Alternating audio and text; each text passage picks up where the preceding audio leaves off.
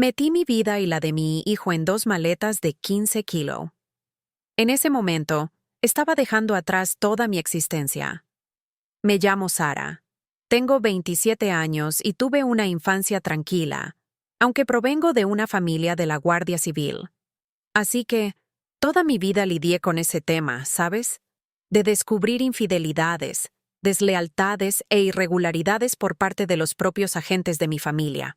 Era algo con lo que crecí siendo consciente de que no buscaría aquello y que no era para mí. Era como un trauma, ¿sabes? Crecí en una finca, casa de campo. Tuve una infancia tranquila y nunca tuvimos problemas financieros. Mi padre siempre fue un gran apoyo para nuestra familia. Aunque tuviera sus defectos, siempre cuidó mucho de nosotras. Somos 4 hermanas y fuimos criadas con todo el esmero y cuidado. Mi madre nunca tuvo que trabajar porque mi padre la cuidó en todas las formas posibles. Por eso, mi madre pudo ser muy presente. Es una persona muy fuerte, por cierto. Mientras mi padre estaba trabajando, siempre trabajó muchísimo. Era un alto mando en la unidad de secuestros y extorsiones. Mi madre nos cuidaba a tiempo completo y nos daba todo el apoyo que necesitábamos. Así que tuve una infancia tranquila, crecí muy bien amparada, rodeadas de animales. Tuve una infancia muy buena, gracias a Dios. Mi adolescencia fue un poco más turbulenta porque mis padres se separaron. Yo tenía 13 años y estaba muy apegada a mi padre. Él era mi héroe. Imagínate, mi padre guardia civil. Llegaba a mi colegio con su chaleco antibalas, su uniforme de camuflaje. Y toda la gente en la escuela se paraba a ver quién era mi padre. Yo era, y sigo siendo, muy fan de mi padre, de su historia. Éramos muy cercanos. Yo soy la hija menor de mis padres, y estaba completamente enamorada y unida a él. De repente, mis padres se separan. En ese momento sentí mucho abandono. Creía que mi padre me estaba abandonando, que estaba formando una nueva familia. De pronto, mi madrastra se queda embarazada de mi hermano pequeño. Yo era la hija menor hasta entonces, y lo vi como si mi castillo de naipes se hubiera derrumbado. Sentí la sensación de que mi padre me estaba abandonando. Pasé años sin hablar con mi padre por eso, y me entró una rabia, una rebeldía. Yo era una niña muy tranquila, muy de casa, muy estudiosa. Empecé a salir más. Iba a sitios a los que hoy jamás iría. Tenía amistades con gente que hoy tampoco tendría. Lo que quería era llamar la atención de mi padre, porque lo echaba de menos, ¿sabes? Porque estaba formando otra familia de la que, al parecer, yo no formaba parte en ese momento. Música. Mis padres siempre fueron muy estrictos. Crecí en la iglesia evangélica, y ellos eran completamente rígidos conmigo y con mis hermanas. No me dejaron tener novio hasta los 18 años. Así que, al cumplir los 18, empecé a salir con una persona que ya estaba enamorada de mí desde los 15. Hablábamos mucho, pero como dije, mis padres no me dejaban salir. Después de los 18, mi madre lo permitió y empecé una relación. De esa relación, tuve a mi hijo, que hoy tiene 7 años. Fue una relación bastante turbulenta. Él era muy celoso. Tuvimos que madurar muy rápido. Con 19 años, las chicas salían, se divertían, iban de fiesta, y yo estaba cambiando pañales. Mi madre vivía entonces en Estados Unidos, y mis hermanas trabajaban 12 horas al día, así que tuve que aprender a cambiar pañales, a curar el ombligo del bebé con YouTube. Todo lo que necesitaba hacer por mi hijo, tuve que aprenderlo en Internet. Lo crié prácticamente sola los primeros años, porque no tenía apoyo. Mi familia podía ayudarme poco en ese momento, porque mis hermanas siempre tuvieron que trabajar mucho. En mi casa somos 4 mujeres, y todas son extremadamente independientes. Así que, yo era mi propio apoyo en ese momento. Cuando él tenía 6 meses, volví al mercado laboral y tuve que ser madre y trabajar casi a tiempo completo. Él tenía muchos problemas de cólicos. Era intolerante a la lactosa, y yo dormía 2 o 3 horas por noche como máximo. Aún así, abría un gimnasio a las 4:30 de la mañana. No dormía. Al día siguiente tenía que estar en el gimnasio, luego volver a recogerlo en la escuela, y tener toda esa rutina de madre y también de esposa, lo que me obligó a madurar mucho antes de tiempo. ¿Sabes? Tuve que crecer más rápido que otras mujeres. En esa relación, hice todo lo posible para que funcionara. ¿Sabes? Durante mucho tiempo, perdoné lo imperdonable, porque realmente quería que mi familia estuviera unida, quería que mi hijo tuviera a su padre presente. Sin embargo, me fui desgastando tanto, que llegó un momento en que dije, no, esto ya no me sirve. Si sigo con esto, voy a enfermar. Ya me estaba enfermando, ¿sabes? Y tuve depresión posparto. Lo descubrí mucho tiempo después. Simplemente no quería vivir. Me despertaba todos los días y no sentía placer por vivir. Cuando la gente dice que cuando nace un hijo, nace una madre, como si ya los amáramos en ese primer momento, yo no pasé por eso. Creo que ya tenía depresión antes de que él naciera, porque en el momento en que vi su carita, buscaba ese amor que la gente me decía que se siente. Creo que todo estaba tan revuelto a mi alrededor que no podía, ¿sabes?, sentir el sentimiento por mi hijo. Me culpaba mucho por eso. Pasaba muchas madrugadas despierta, y él lloraba mucho, muchas veces. Yo estaba literalmente sola para cuidarlo. Estaba en un agotamiento físico y mental, y miraba y decía, no sé qué hacer, tengo ganas de morirme. Eso era lo que me pasaba por la cabeza, que esto nunca iba a pasar. Intentaba. En esa época no sabía lo que tenía. Por eso creo que hoy es importante que la gente se conciencie sobre la depresión posparto. Yo no sabía lo que me estaba pasando. Solo pensaba que era una persona muy infeliz y que aquello nunca iba a pasar. Pero con el tiempo, después de que nos separamos, hice nuevas amistades. Empecé a conectar más con mi familia. Mi madre se mudó de nuevo a España. Mis hermanas ya no tenían una carga horaria de trabajo tan grande, y empezamos a reconectarnos como familia. Descubrí que lo que estaba viviendo era una depresión muy grave. Tengo pocos recuerdos de mi hijo hasta el año de edad, porque creo que la depresión me robó esa memoria. No puedo recordar la primera vez que habló. No puedo recordar sus primeros pasos, porque estaba tan inmersa en esa oscuridad que no veía nada. No vi ni siquiera esa primera fase de él. Y hoy lo lamento mucho, muchísimo, porque me hubiera gustado haberlo disfrutado mucho más, haberlo vivido mucho más. Y no lo hice simplemente porque no les mostraba a las personas a mi alrededor lo que estaba sintiendo. Fuera donde fuera, incluso en el restaurante más maravilloso de todos, yo era infeliz y no quería estar allí. No tenía ganas de salir, no tenía ganas de hacer ejercicio, no tenía ganas de hablar con amigas. Y me estaba hundiendo en esa oscuridad sin darme cuenta, pensando solo que era una persona infeliz y que aquello era normal, pero no lo era. Hoy me doy cuenta de eso. Con el tiempo fue pasando. Busqué ayuda psicológica, empecé fisioterapia y me convertí en una persona completamente diferente de lo que era. Parece que nací de nuevo. Era feliz, salía, conseguía divertirme. Empecé a ser extremadamente presente para mi hijo en todo. Salíamos a pasear, aunque fuera solo él y yo. Teníamos una vida muy feliz y completa. Así que, después de separarme, me convertí en una persona completamente diferente. Busqué ayuda, entendí lo que me estaba pasando, fui mejorando y me volví una persona completamente feliz. Estaba en la mejor fase de mi vida, que fue el año 2024.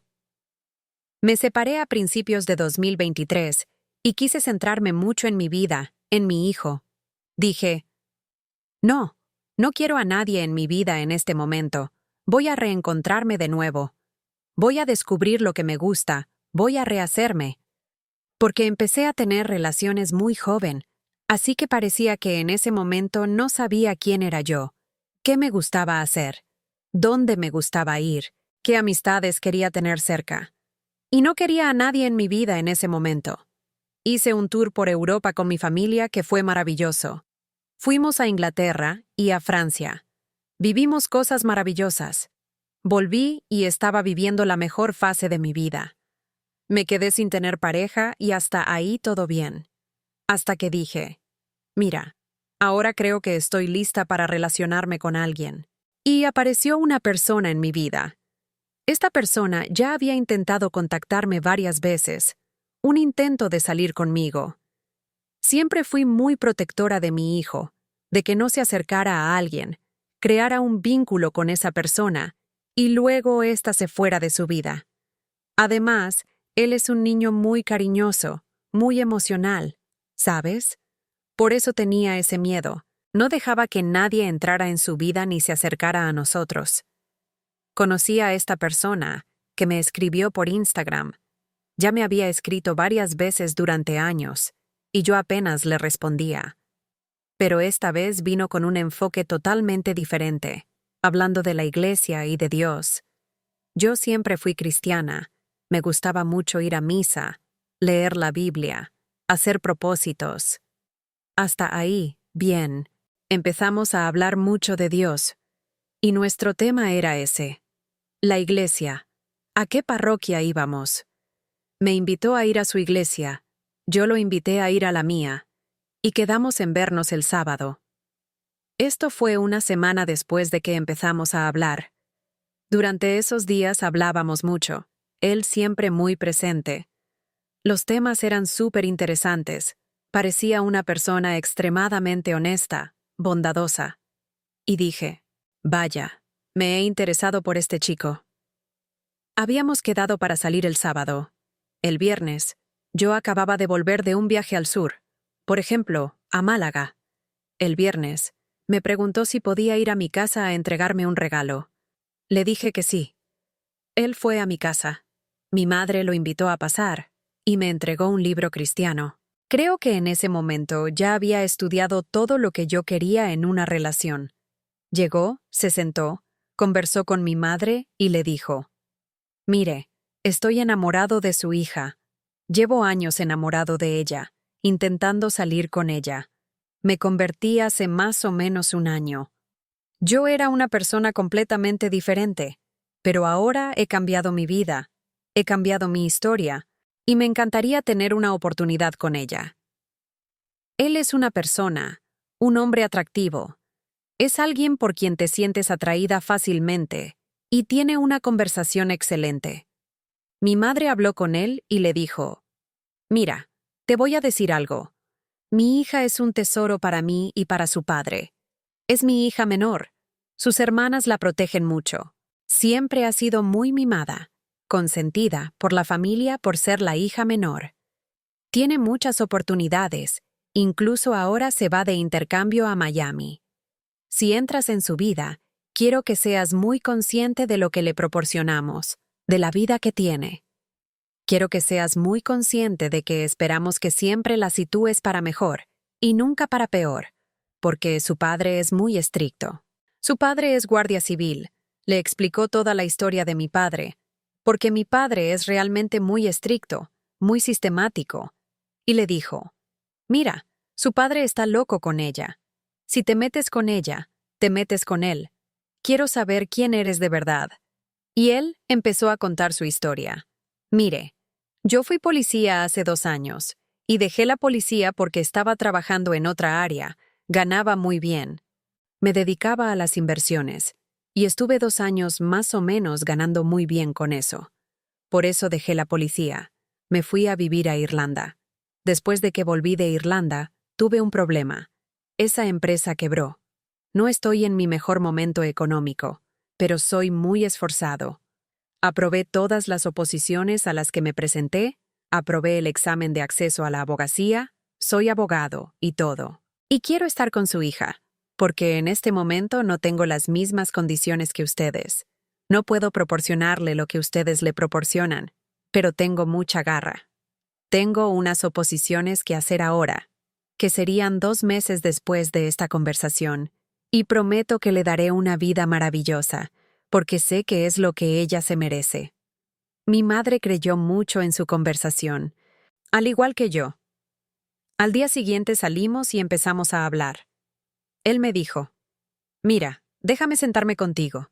Te voy a contar todo lo que me pasó, mis errores, mis aciertos. Y me fue contando su vida, su versión de la historia, ¿no? Y yo me quedé encantada. Dije, Dios mío, realmente se ha abierto conmigo. Me ha hablado de todo, de su vida, de sus inseguridades, de lo que pasó, de que ahora no tiene mucho dinero ni muchas condiciones, pero que se esforzará para darme lo mejor. Yo dije, por mí está bien. Mis padres nunca nos criaron a mis hermanas y a mí para que nos interesáramos por hombres ricos. Nos criaron para que nos sintiéramos atraídas por hombres de valor, con garra, tesón, ¿sabes? Mi padre es uno de esos hombres. Por eso creí en esa conversación. Cuando mi padre y mi madre se conocieron, mi padre no tenía nada. Venía de una familia acomodada, pero sus padres nunca le dieron nada, nunca le ayudaron en nada, y tuvo que valerse por sí mismo. Mi madre le ayudó a preparar las oposiciones. Mi madre bordaba mientras mi padre estudiaba para la Guardia Civil, y él aprobó y les dio una vida maravillosa a mi madre y a nosotras. Yo pensé que estaba reviviendo aquello, aunque nunca tuve interés en relacionarme con un policía por los traumas que tenía. Sin embargo, vi en él a una persona muy diferente. Sus conversaciones eran siempre de una persona muy honesta, muy íntegra. Siempre comentaba, ¿sabes? Sobre situaciones, por ejemplo, un amigo mío está siendo infiel a su esposa y voy a dejar de relacionarme con él, de tener cualquier conversación con él, porque no estoy de acuerdo con eso, no lo apruebo. Yo veía en él un hombre de valor. Música. Salimos, hablamos mucho ese día y dije, vaya, estoy encantada con esta persona, parece ser un hombre maravilloso. Ese día, él me dejó muy claro, mira, estamos saliendo, estamos. Si esto es lo que quieres, es lo que yo quiero. Estamos de novios porque quiero estar contigo para siempre. He descubierto que eres la mujer de mi vida. Todo lo que hemos hablado, me has parecido la mujer más maravillosa con la que he tenido una cita.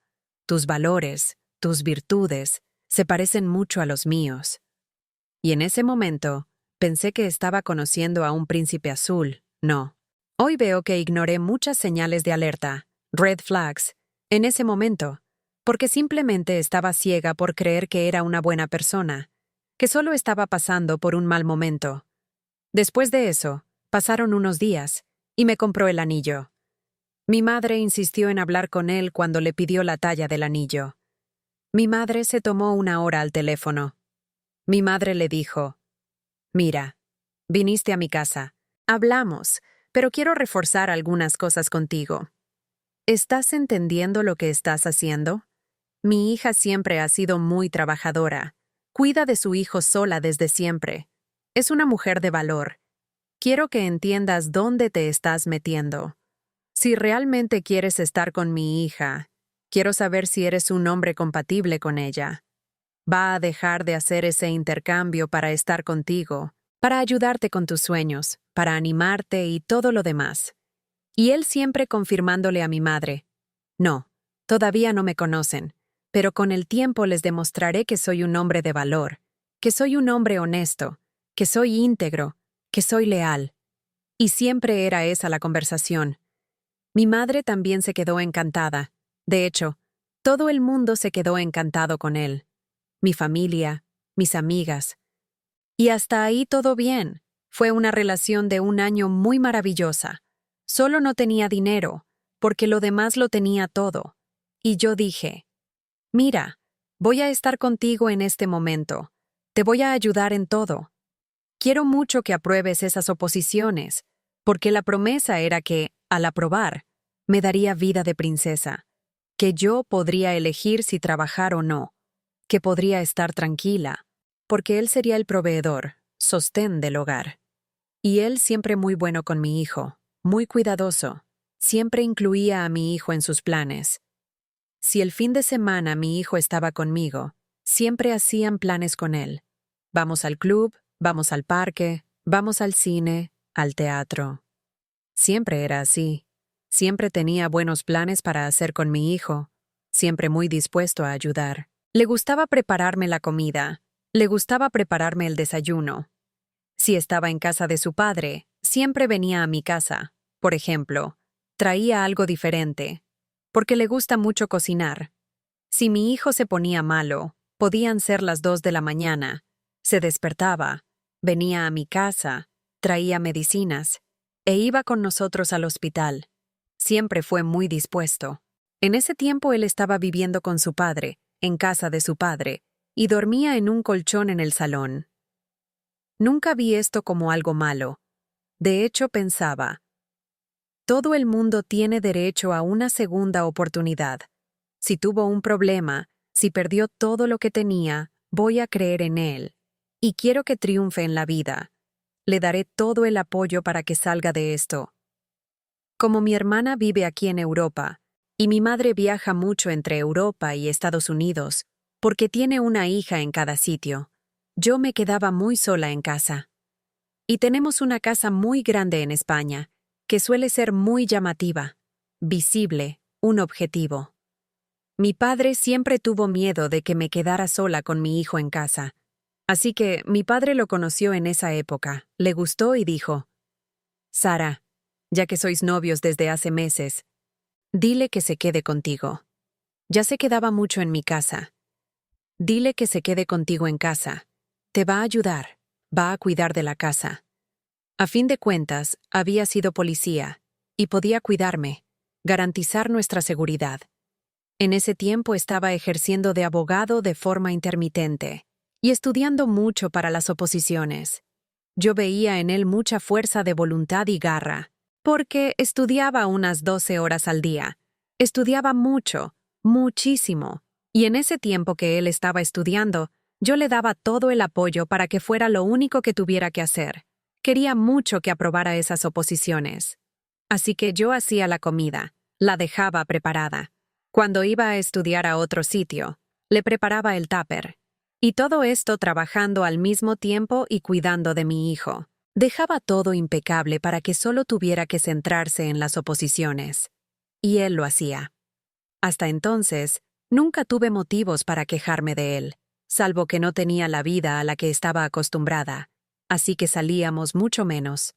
Muchas veces, cuando salíamos, yo tenía que pagar, y también los viajes.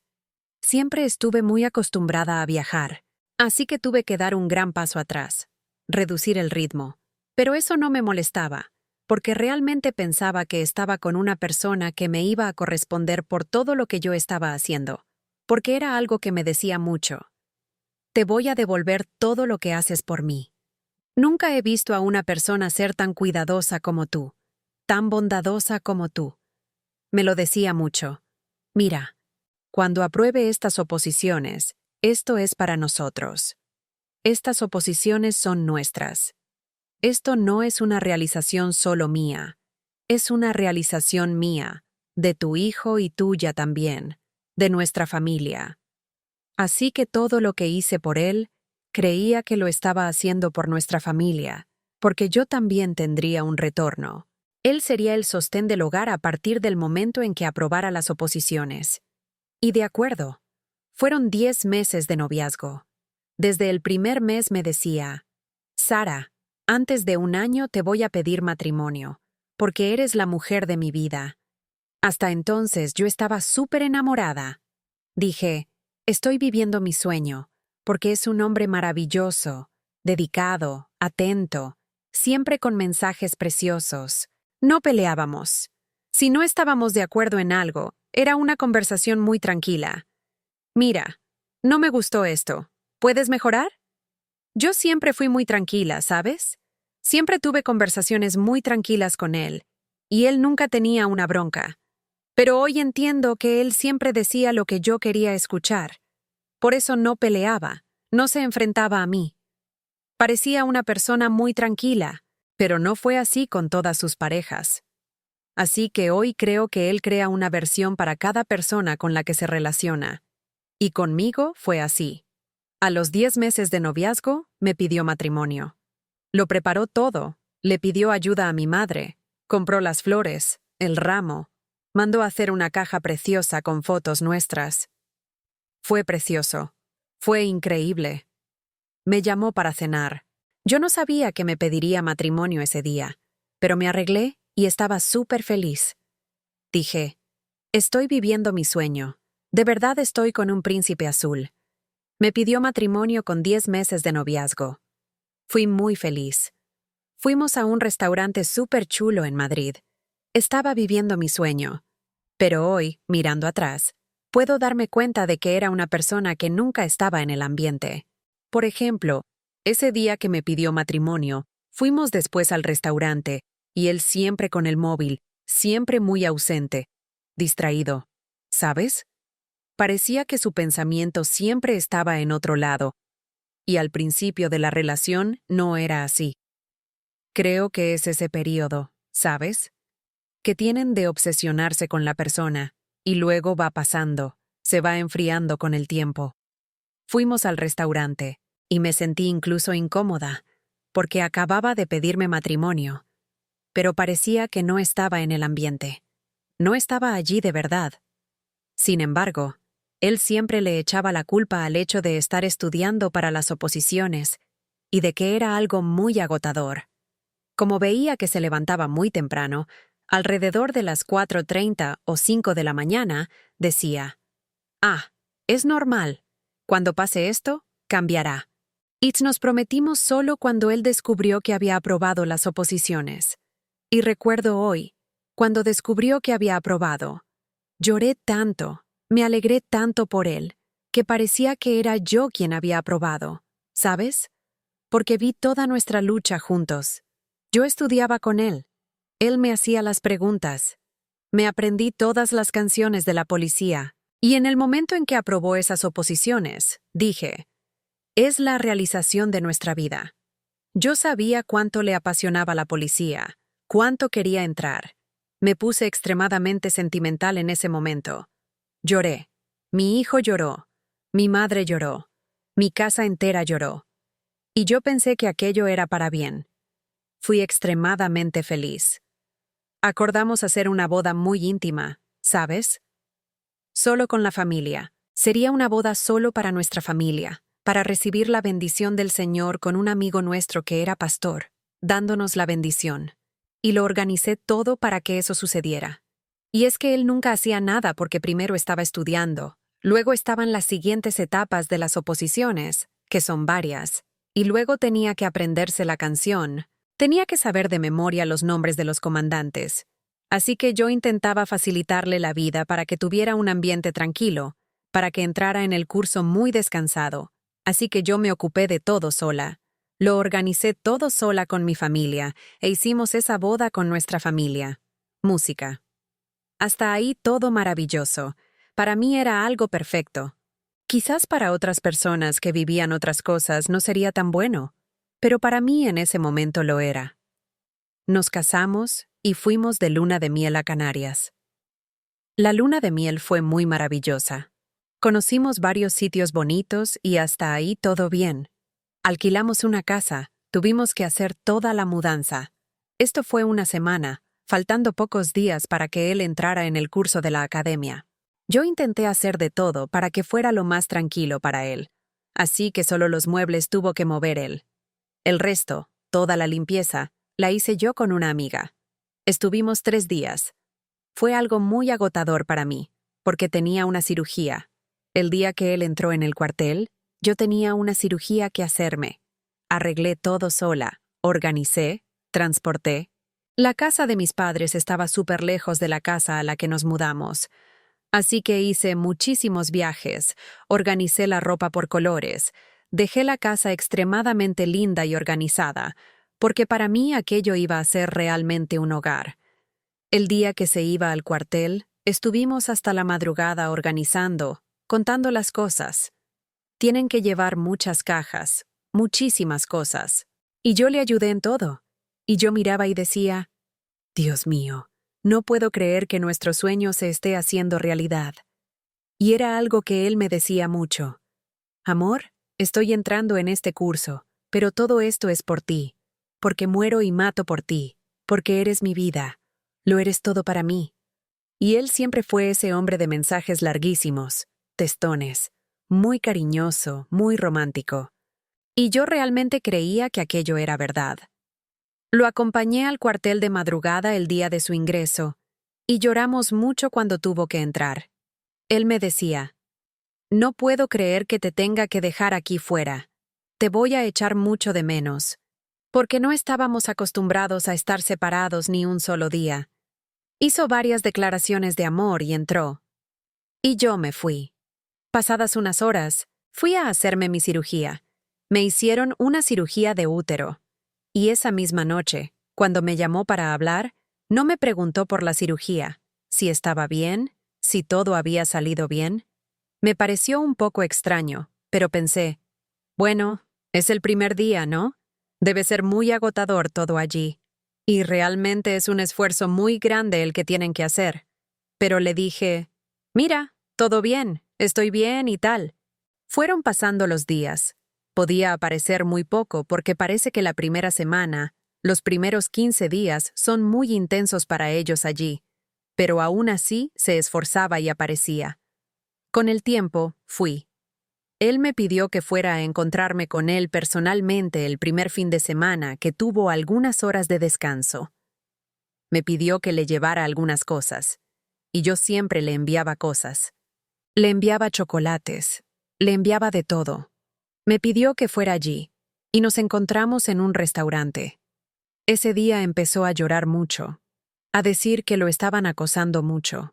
Y yo me eché a llorar a mares porque lo vi muy abatido, y me puse muy mal. Empecé a llorar mucho, a desesperarme, pidiéndole a Dios que le aliviara ese momento. Dije, ay, Dios mío, tengo miedo de que se rinda, siendo algo que hemos esperado tanto, que hemos buscado tanto, ¿no?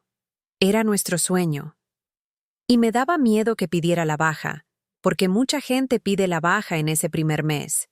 Y fue pasando el tiempo y las conversaciones frecuentes empezaron a ser cada vez más raras.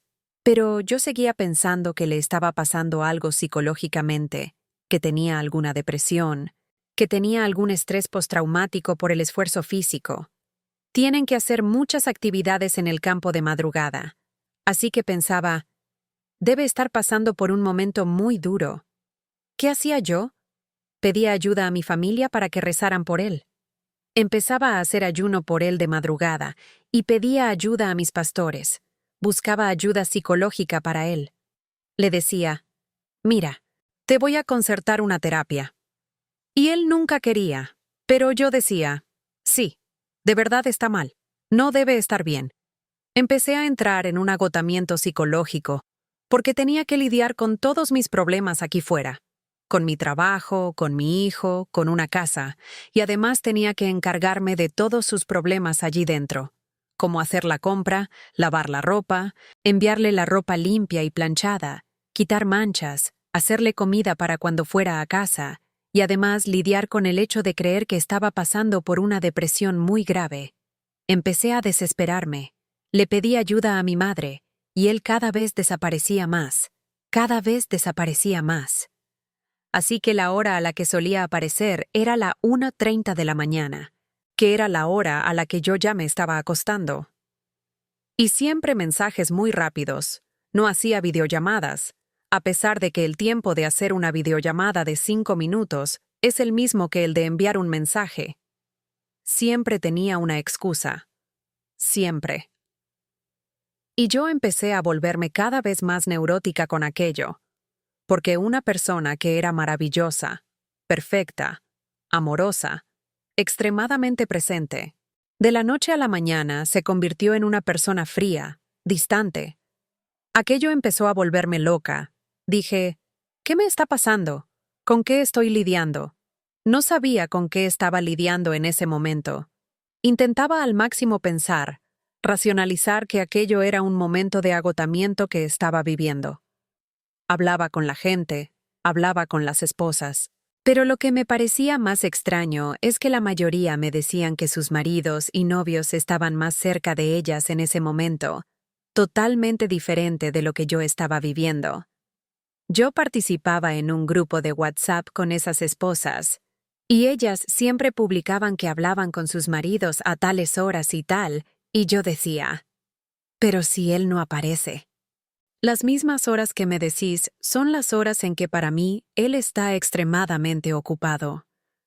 empecé a encontrar aquello un poco extraño, y siempre rezando mucho por él, pidiéndole a Dios, Dios, por favor, quita esa persecución, lo que esté pasando con él allí dentro. Y rezaba de madrugada, en ese lapso de tiempo, que fueron 3.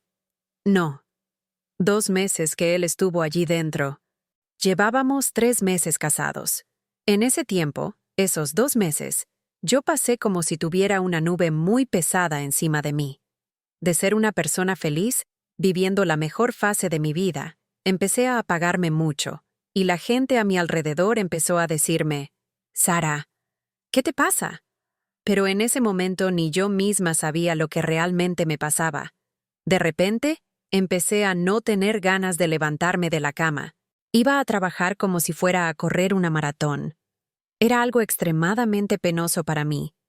Y siempre intentando contactar con él, buscando saber si estaba bien, porque incluso tenía miedo de que hiciera algo contra su vida, porque siempre me enviaba mensajes, fotos, con la cara muy abatida, diciendo que estaba muy mal, manipulando mi psicología. Y yo empecé a trastornarme con aquello, porque dije, es mi marido, quiero su bien, nunca su mal. Así que en ese momento, yo solo quería que mejorara. Para mí, todo aquello era su estado psicológico. Lloraba mucho. Empecé a llorar mucho y a adelgazar mucho. La gente a mi alrededor empezó a decir, Sara, estás adelgazando demasiado. ¿Pasa algo? Y yo, no, estoy a dieta y tal. Siempre tenía una excusa. Y ese hombre que iba al monte a consagrar la relación a Dios, el matrimonio, en ese momento ya no hablaba de Dios. Busqué saber si le había contado a alguien en el cuartel que era cristiano, y no se lo contaba a nadie. No hablaba de Dios. Él siempre me decía que entraría allí para hacer luz en medio de las tinieblas. Eso era lo que me decía. Mira, en la policía hay muchas cosas mal, pero yo quiero tener una conducta intachable. Así que realmente creí que él entraría allí para marcar la diferencia, que no sería uno más, que sería diferente de los demás, que mostraría quién era él. Para mí, era una persona maravillosa, muy buena, un hombre de Dios. Y no fue eso lo que hizo. Nunca le contó a nadie que era cristiano. Cuando le hablaba, le decía, mira, vamos a rezar, te voy a llamar, vamos a rezar, a buscar a Dios, a saber qué está pasando, a pedirle a Dios que nos ayude, si estás mal, a quitarte esa depresión. Y él siempre con una excusa. No tengo tiempo para rezar, no tengo tiempo para eso, no tengo tiempo para aquello, no puedo ahora, mi cabeza es un lío. Y en ese momento empecé a sentir que toda mi luz se había ido. Estaba pasando por el valle de sombra de muerte. Empecé a sentirme muy mal, muy deprimida, y dormía llorando, me despertaba llorando, me duchaba llorando, porque para mí era una frustración muy grande acabarme de casar con una persona que creía que era el amor de mi vida, y que esa persona se estuviera mostrando como alguien totalmente diferente. Lo miraba, y no podía verlo. Era como si hubieran cambiado al personaje de la historia. Durante esos 2 meses que estuvo allí, todos los demás vieron a sus esposas varias y varias veces. Él solo había ido a casa 2 veces, porque siempre tenía una excusa. Siempre estaba de servicio. Siempre estaba participando en algo. Siempre era el injusto al que le mandaban hacer varias tareas extras que los otros no hacían. Y siempre era así. Y yo creyendo esa historia, pero sintiendo una sensación muy mala. Hoy veo que mi cuerpo me estaba alertando de que me estaba haciendo daño. Música. Empecé a volverme completamente loca en ese momento, ¿sabes? Me sentía mal creando teorías, pero nunca una teoría que fuera una infidelidad para mí. ¿Se habrá arrepentido? ¿O de verdad debe estar muy mal? ¿Corre el riesgo de hacerse algo a sí mismo? Siempre así. Y hablaba con la gente a mi alrededor, y las personas confiaban mucho en él porque conocían esa versión suya, ¿sabes? De persona muy buena. Su familia siempre decía que era la víctima, que las veces que aparecieron en su vida eran personas malas, que él tenía pésimo ojo para elegir pareja, que gracias a Dios yo había aparecido en su vida, porque tuvo numerosos problemas con ellas. Y yo pensaba, mi madre jamás sería capaz de mentir sobre algo que yo hice. Así que no imaginaba que esto fuera posible por parte de su familia. Pero hoy creo que, por ejemplo, manipula incluso a su abuela para que piense que las personas que pasaron por su vida son malas y que él es una persona maravillosa. En ese momento yo no sabía lo que me estaba pasando. No sabía lo que le estaba pasando a él. Y yo estaba participando en ese grupo, y ellas siempre contaban lo que pasaba, que visitaban a sus maridos y tal. Y un día me llamó para ir a encontrarme con algunas parejas, las esposas de esos cadetes del curso también. Y estábamos conversando, y las chicas empezaron a bromear y a decir, «Ah, ¿hay mujeres guapas en el curso?» Y él siempre muy incisivo diciendo, «No, no hay ninguna mujer guapa en ese curso, son horribles. Tienes que ver cómo se les queda el pelo. Vaya, ni se les ocurre usar perfume». Siempre así, poniéndolas por los suelos. Así que nunca se me pasó por la cabeza que esto me pudiera estar pasando a mí, y menos allí dentro, porque pensaba, es algo tan agotador que esa persona fue allí a estudiar, ¿no? A convertirse en un buen agente. Jamás va a pensar en hacer algo así, ni tendrá tiempo. De acuerdo. Tuvimos ese encuentro con las parejas. Él siempre decía incluso que mi hijo era hijo suyo a la gente. Y creo que esto también era para reforzar una imagen de buen chico, ¿sabes? De familia feliz. Y creo que eso le ayudaba allí dentro. Después de eso, el tiempo fue pasando y las cosas se fueron volviendo cada vez más extrañas. Y las mujeres enviaban fotos con sus maridos, se encontraban con ellos, y él nunca hablaba de ir a casa. Hasta que un día ellas enviaron el calendario de sus fines de semana. Sería la primera vez que dormirían en casa. Y yo vi que él estaría libre el viernes, sábado y domingo. Hasta entonces, solo había ido a casa 2 veces, pero solo iba por la mañana y volvía alrededor de las 6 de la tarde. Ese día dormiría en casa, así que él. De hecho, no me dijo que dormiría en casa el viernes. Me envió un mensaje diciendo que el sábado por la mañana sería liberado, pero yo ya había visto que el viernes estaría libre, y aquello me dio un dolor de estómago. Empecé a desesperarme. Dije, ¿por qué está mintiendo? Si está libre el viernes, sería la primera vez que dormiría en su nueva casa con todo organizado, todo precioso, todo limpio, sus cosas en su sitio. ¿Por qué simplemente está mintiendo de que no está liberado el viernes? En ese momento tuve un ataque. Nunca habíamos peleado. Yo estaba en la iglesia. En el momento en que me envió el mensaje, yo estaba esperando que me dijera que sería liberado el viernes. En el momento en que me envió un mensaje diciendo que el sábado por la mañana sería liberado y no mencionó el viernes, me desesperé. Y en ese momento, parecía que mi mundo se había caído, porque no encontraba una razón para que me estuviera mintiendo. No la encontraba. Yo era muy tranquila con él. No era celosa, no lo acosaba, no lo investigaba. Pero en ese momento, todo se fue al garete. Dije, Dios mío, hay algo muy mal en esta historia. Así que le envié un mensaje regañándolo, diciéndole, mira, me estás mintiendo. Estás libre el viernes. No sé por qué me mientes, pero lo voy a descubrir. Y empezamos a discutir, y él siempre con una postura de víctima diciéndome, vaya, ¿por qué me hablas así? Dios mío, estás descontrolada. Qué feo está eso, ¿eh? ¡Qué descontrol! El descontrol es el primer paso hacia el abismo. Y ni siquiera una excusa podía darme en ese momento.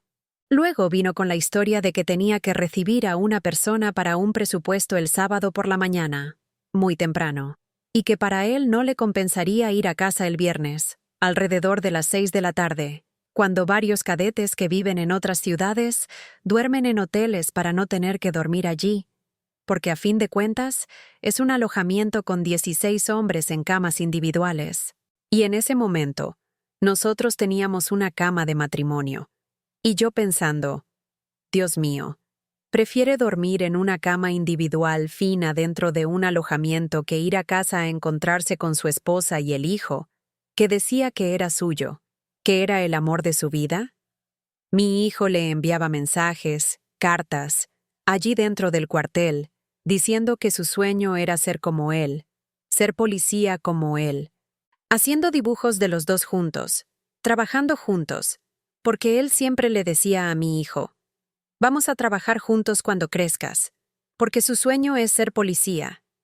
Y de repente, nunca más preguntó por él, nunca más quiso saber. Y en ese momento yo estaba muy nerviosa discutiendo con él, y él siempre con esa postura muy serena. No, ¿por qué me hablas así? No entiendo. Y yo me enfadé mucho. Ese día me enfadé mucho. Se lo conté a algunas amigas que también eran esposas, y ellas empezaron a desconfiar mucho y a sincerarse conmigo. Mira, Sara, el día que me dijiste que fulano estaba de servicio, yo lo vi en el restaurante con los chicos. Ah, ese día que te dijo que estaba aprendiendo a cambiar cerraduras porque los comandantes se lo mandaron, mi marido estuvo allí. Él no estaba en el alojamiento. Así que empecé. Dios mío, me desesperé, porque era algo que jamás imaginaría de él. Pero creo que estaba tan ciega en ese momento. Creía tanto, tanto que ese hombre era bueno, que era honesto, que era íntegro, que todavía pensaba que debía haber alguna excusa. Así que él sí fue a casa el viernes. Después de que empecé a discutir con él, me dijo, no, es que sí pude ir. Entonces iré por la mañana, visito el alojamiento, hago el presupuesto que necesito hacer después y vuelvo. Llegó a casa. Yo siempre le dejaba la comida lista, siempre dejaba todo bien, la casa ordenada. Y él llegó, y empezamos a conversar. Me dijo, mira, amor, todo está bien entre nosotros, no pasa nada malo, solo estoy muy cansado. Está siendo muy duro para mí. No imaginaba que fuera tan duro. Pero vamos a estar bien. Todo está bien entre nosotros. Te amo. Eres el amor de mi vida. Vamos a estar juntos para siempre. Eres la mujer de mi vida. Pero en ese momento, parecía que existía un abismo enorme entre lo que él decía y sus acciones. Escuchaba aquello, pero no conseguía ser ni siquiera la Sara que suelo ser, ¿sabes? Comprensiva, de entender aquello.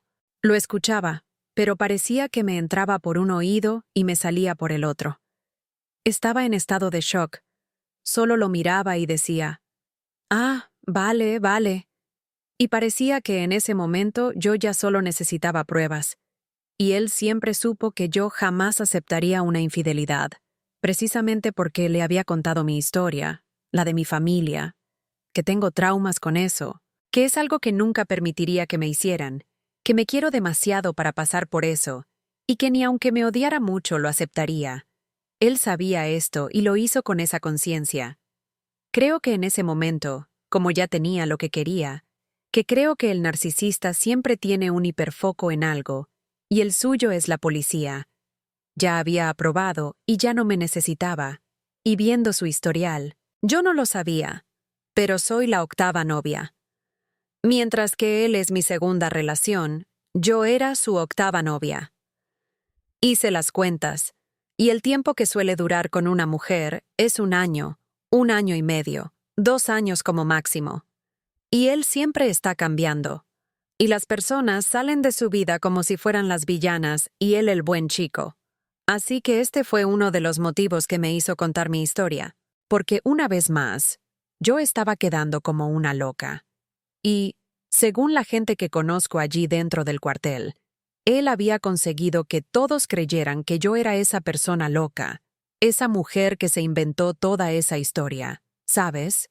Y hoy creo que es importante incluso haber hecho esto, porque no fue solo por mí, fue también por las otras que pasaron por su vida. Y en ese momento, en casa, nos fuimos a dormir normalmente. Él me buscaba normalmente.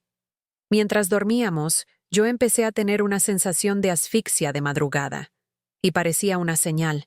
Empecé a sentirme muy sofocada, a tener una sensación muy mala, muy pesada.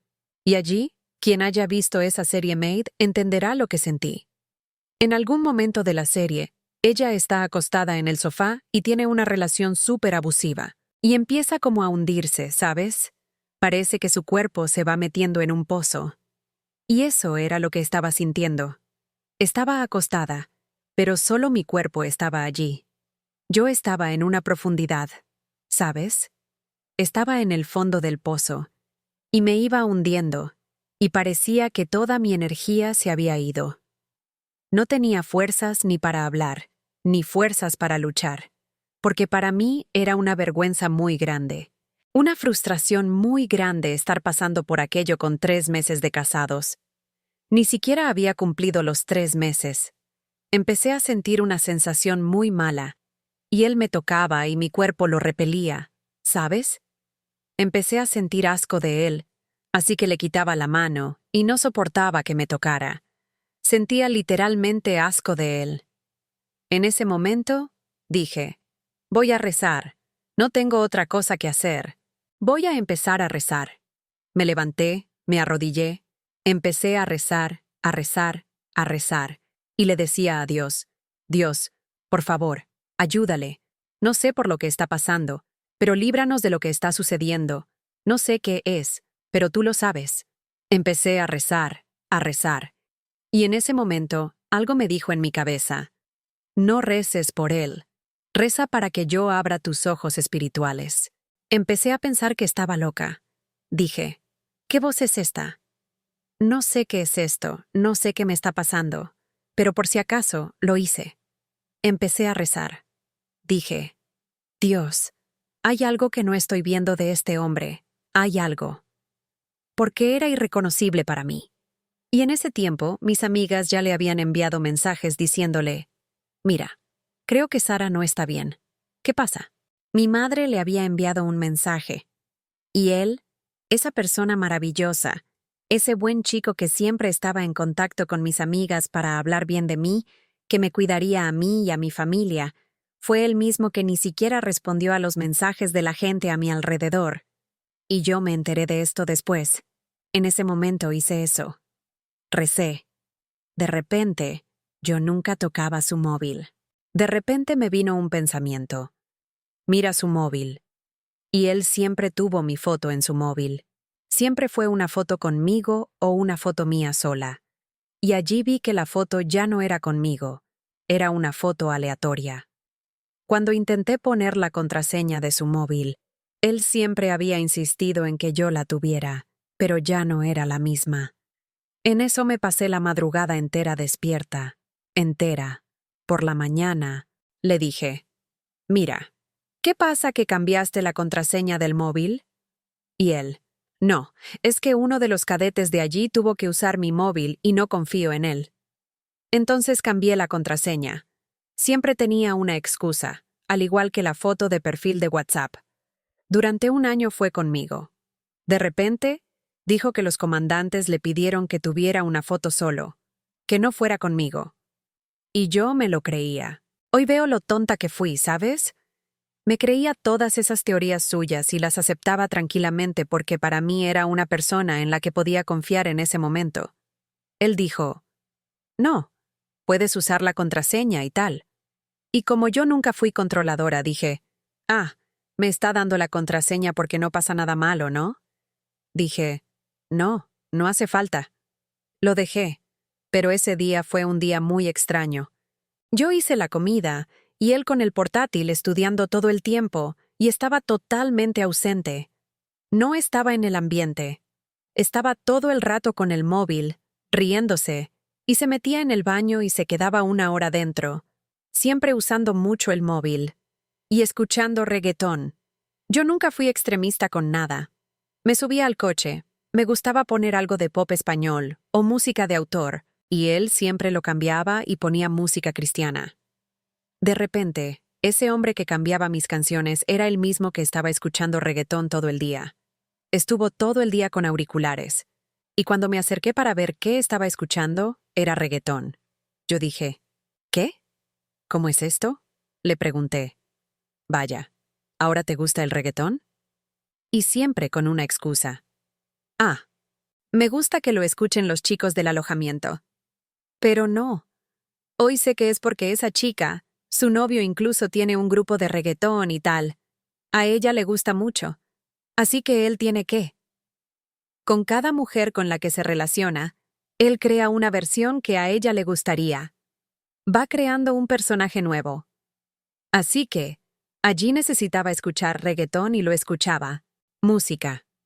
Se pasó el día entero usando el ordenador, haciendo tareas del cuartel, y de vez en cuando aparecía y decía, «Amor, ya vengo, ¿vale?» Pero sentía que esa distancia, que él estaba tan... No sé si avergonzado es la palabra, pero no quería mirarme a los ojos, no podía mirarme. Yo le hablaba, y me daba cuenta de que siempre estaba mirando a un lado, al otro, hacia abajo, hacia arriba, pero nunca a mis ojos. Y eso empezó a ponerme muy tensa. Terminó sobre las 6:30 de la tarde y me dijo, «¿Vamos a la graduación de mi hermana?» Dije, «Vale, vamos». Me arreglé. Fuimos, y una vez allí, estábamos sentados y él no paraba de caerse de sueño encima de mí. Yo siempre tuve mucho cuidado con él. Incluso lo grabé ese día. Lo subí a mi Instagram. Él se caía y yo le sujetaba la cabeza. Estábamos en la graduación y él durmió todo el tiempo, y yo sujetándole la cabeza, ¿sabes? Hoy lo veo y digo, Dios mío, qué tonta. Mientras yo le estaba dando apoyo, él me estaba apuñalando por la espalda. Luego volvimos a casa ese día. Primero fuimos a un restaurante con su familia. Él nunca bebía nada, y de repente pidió una cerveza sin alcohol. Dije, qué extraño, ¿no? Una persona que no me había dicho que le gustara la cerveza ni nada. Pero bueno, todo me pareció muy extraño y le dije, «Mira, mañana vamos al culto por la mañana». Me dijo, «No, mañana no vamos a poder ir al culto, porque estoy muy cansado». Y él era la persona que no renunciaba a eso. Siempre me decía, «No, el culto no se negocia». Había veces que yo no quería ir, que estaba cansada y tal. Y él siempre decía, «No, vamos a ir». Así que ese día le dije, «No, vamos a ir, porque te conocí de esta forma. Te conocí yendo al culto, yendo a la iglesia, siendo extremadamente cristiano, dándole valor a las cosas de Dios, a su palabra». Y él me dijo, «Mira, por la mañana entonces no, vamos por la noche». Dije, «Vale, de acuerdo». Por la mañana, él fue. Hizo lo que tenía que hacer en el cuartel, y se pasó casi todo el día en la calle. Pasó casi todo el día. Salió en mi coche a hacer las cosas que tenía que hacer. Y yo en casa esperando, siendo la primera vez que dormía en casa. ¿Cuál fue la expectativa que creé? Genial, va a llegar. ¿Vamos a ver una película o vamos a salir? ¿Vamos a hacer algo divertido? No, se pasó el día en la calle. Y en eso yo estaba muy deprimida. Solo sabía llorar. Llorar. Llorar. Todo lo que hacía era llorar. Antes de que saliera, lo llamé para hablar. Le dije, «Mira, no sé qué está pasando, pero cuéntamelo. Si es algo en lo que te puedo ayudar, quiero ayudarte mucho. ¿Está pasando algo? ¿Me estás siendo infiel?» Y él siempre con esa actitud extremadamente honesta, de persona íntegra. ¿Estás loca? Jamás te haría esto. Eres la mujer de mi vida. ¿Crees que yo sería capaz de hacer algo así? No soy como otros hombres. Y yo de verdad le creía. Pero allí tuve una crisis de ansiedad y de llanto, porque parecía que mi cuerpo ya no creía lo que él decía. Empecé a llorar, a llorar. Lloraba. Estaba a lágrima viva. Me tumbé en la cama y no paraba de llorar. Él simplemente me pasó la mano por la espalda, que fue una de las cosas que más me dolió. Me pasó la mano por la espalda y me dijo, «Todo va a salir bien». Y aquello me dolió tanto, tanto, tanto, porque pensé, toda la persona que dijo que moriría por mí, que yo sería capaz de hacer lo imposible por él, como hice muchas veces, es la misma que me está viendo mal, deprimida por su culpa, y me está pasando la mano por la espalda y diciendo que todo va a salir bien. Y todavía cogió la llave de mi coche, se fue y se puso a resolver sus problemas. En ese momento, no sabía qué pensar, cómo actuar. Simplemente llamé a mi madre y le dije, «Mamá, esto no es lo que quiero. Estoy sufriendo mucho. Con 3 meses de casada, estoy sufriendo demasiado. Nunca imaginé pasar por esto». Y mi madre me dijo, «Ven para acá». Me fui. Después él trajo el coche, y yo me fui, cogió la moto, se fue, y yo me fui a casa de mi madre. Antes de eso, mi coche se quedó atascado, porque vivíamos en una zona con mucha arena, y mi coche se atascó. Me puse toda sucia intentando desatascar el coche, y empecé a llamarle. Lo llamé innumerables veces, y yo con los ojos. Mis ojos estaban tan hinchados de llorar, porque eran 2 meses así, y mi coche atascado allí, yo con los ojos hinchados, llorando mucho, y él no contestaba al teléfono. Yo no sabía qué hacer. Simplemente me senté en el coche y empecé a llorar. Lloraba, lloraba, lloraba compulsivamente. Pasaron 2 personas. 2 hombres me vieron en ese estado y me ayudaron. Se apiadaron de mí. Me ayudaron inmediatamente. Y él me llamó un tiempo después, preguntándome qué había pasado. Le expliqué, le dije que 2 personas me habían ayudado, pero a él le dio igual. En ese tiempo, me había afectado tanto psicológicamente que hasta tuve un accidente con el coche con otra persona. Me estaba destrozando psicológicamente. Fui a casa de mi madre, lloré mucho con ella, pero mi madre no creía lo que estaba pasando, porque pensaba, «Mira, hablé con él, me dijo que era así. Debe estar pasando por un momento difícil allí dentro. Vamos a ayudarle». Todo el mundo intentando ayudarle, ¿sabes? Sin saber en realidad quién era. Llegó, almorzó en casa de mi madre, pero todos empezaron a sentir que tenía una energía muy baja, siempre con la mirada muy baja, muy sombría. Esa persona alegre, comunicativa, bondadosa, ya no existía. Cambió del cielo a la tierra. Se fue, almorzó, nos fuimos y tocaba el culto. Él intentó de todo para que no fuéramos, de todo, pero no acepté. Dije, «No, vamos a ir». Y cuando me di cuenta de que estaba muy tenso, empecé a hacerle varias preguntas, pero él siempre tenía buenas excusas. Mientras tanto, recibí un vídeo de una amiga mía, esposa de un cadete, que creo que estaba intentando alertarme sobre lo que me estaba pasando. Un vídeo de una chica que pagó las oposiciones para que su marido entrara en la policía. Y yo incluso pagué las suyas. Pagó para que él entrara, y tan pronto como entró, empezó a engañarla con una cadete del curso también, y la abandonó. Cogí, se lo mostré y le dije, «Mira, si esto me está pasando a mí, no te va a salir bien, porque me voy a separar». Entonces se volvió loco. Empezó a enloquecer. «Estás loca. Me estás amenazando. Nunca te haría eso. Estás mal de la cabeza y tal». Una cosa muy extraña. Dije, «Pero, ¿por qué está tan preocupado?» Fuimos al culto. Una vez allí, se levantó unas 20 veces. Iba al baño, iba a beber agua, hizo de todo, menos sentarse a escuchar. Y en medio del culto, dijo que se le había olvidado la llave del alojamiento en casa y que tenía que irse. Se levantó, se fue a buscar la llave, y yo me quedé sentada mirando. Sí, se fue. Luego volvió a buscarme y me dijo que no hacía falta que lo llevara al alojamiento, cuando yo siempre lo llevaba.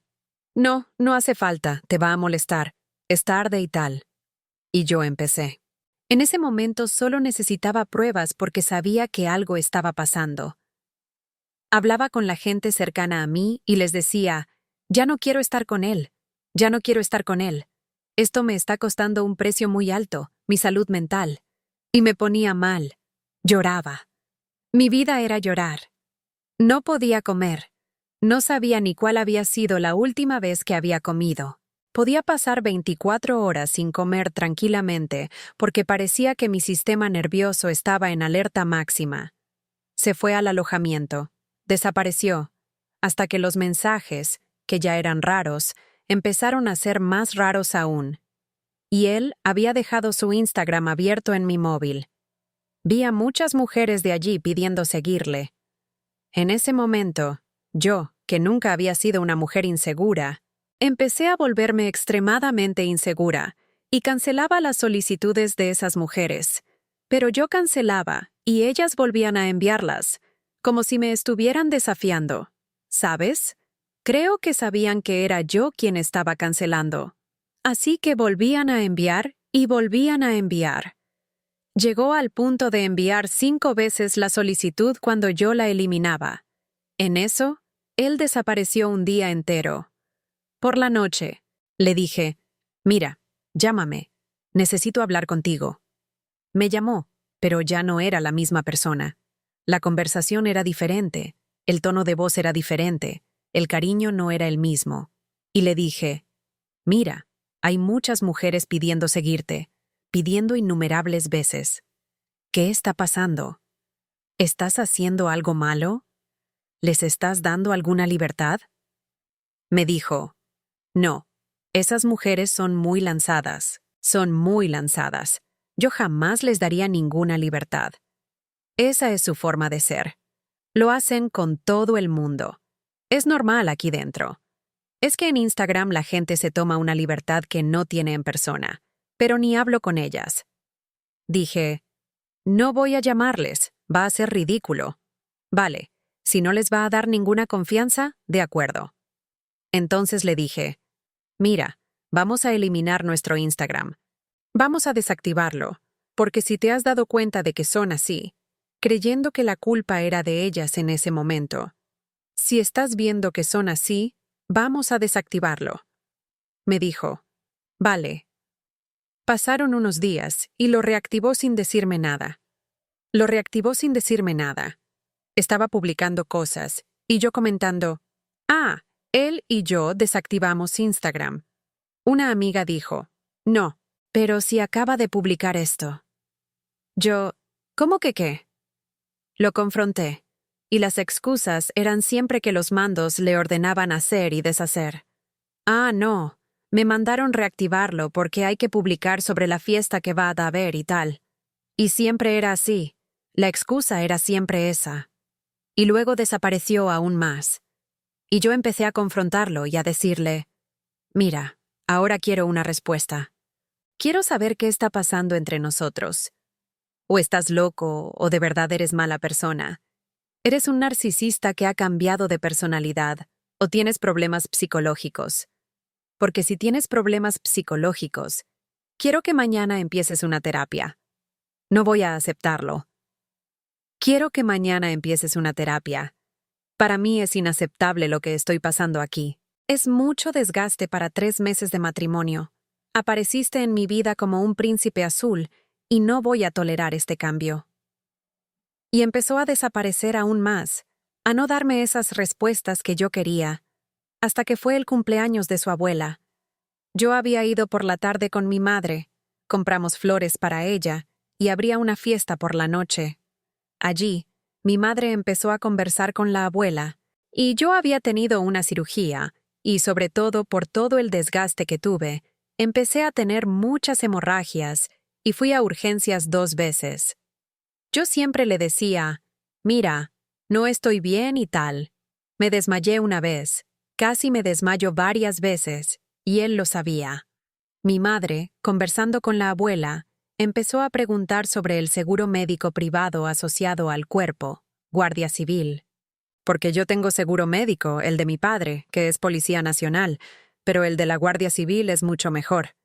Y mi madre empezó a preguntar cómo se hacía y tal, y la abuela dijo, «No, si desde el segundo día que entras ya puedes meter a alguien en el plan».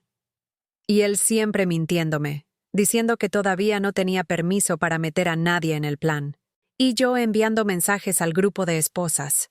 Incluso hoy me dicen que sentían pena por mí, porque la mayoría ya estaba dentro del seguro, y yo decía, «Pero mi marido dijo que no se puede».